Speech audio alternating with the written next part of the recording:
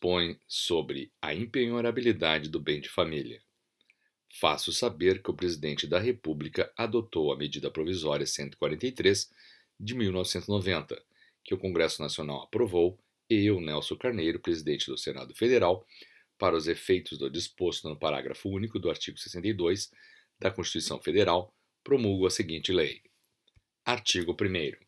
O imóvel residencial próprio do casal ou da entidade familiar é impenhorável e não responderá por qualquer tipo de dívida civil, comercial, fiscal, previdenciária ou de outra natureza, contraída pelos cônjuges ou pelos pais ou filhos que sejam seus proprietários e nele residam, salvo nas hipóteses previstas nesta lei.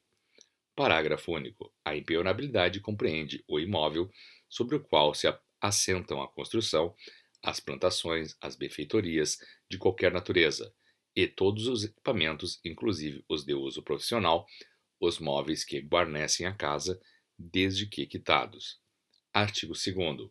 Excluem-se da impenhorabilidade os veículos de transporte, obras de arte e adornos suntuosos. Parágrafo único. No caso de imóvel locado, a impenhorabilidade aplica-se aos bens móveis quitados que guarnecem a residência e que sejam de propriedade do locatário, observado o disposto neste artigo. Artigo 3º. A impenhorabilidade é oponível em qualquer processo de execução civil, fiscal, previdenciária, trabalhista ou de outra natureza, salvo se motivo. Inciso 2.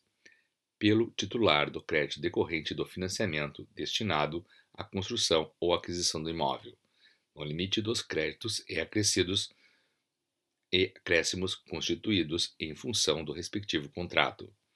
Inciso 3. Pelo credor da pensão alimentícia, resguardados os direitos sobre o bem do seu coproprietário, que, com o devedor, integre união estável ou conjugal, observadas as hipóteses em que ambos responderão pela dívida. Inciso 4. Para a cobrança de impostos predial ou territorial, taxas e contribuições devidas em função do imóvel familiar. Inciso 5. Para a execução de hipoteca sobre o imóvel oferecido como garantia real pelo casal ou pela entidade familiar. Inciso 6. Por ter sido adquirido com produto de crime ou para execução de sentença penal condenatória a ressarcimento, indenização ou perdimento de bens. Inciso 7.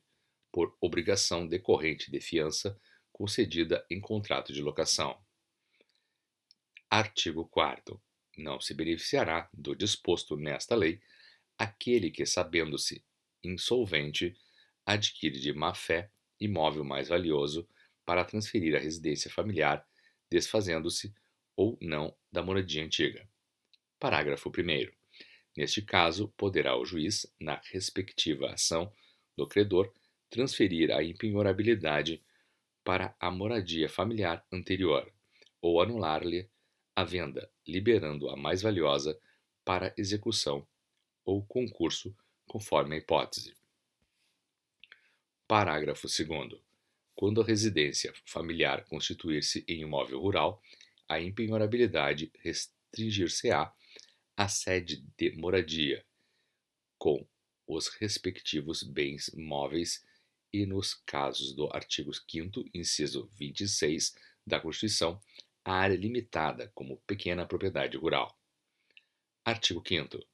Para os efeitos de impenhorabilidade de que trata esta lei, considera-se residência um único imóvel, utilizado pelo casal ou pela entidade familiar para moradia permanente. Parágrafo único.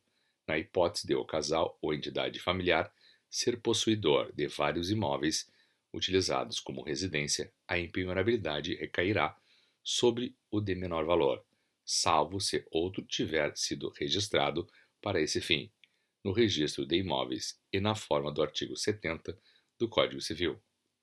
Artigo 6º. São canceladas as execuções suspensas pela medida provisória 143, que deu origem a esta lei. Artigo 7º. Esta lei entra em vigor na data de sua publicação. Artigo 8º. Revogam-se as disposições em contrário.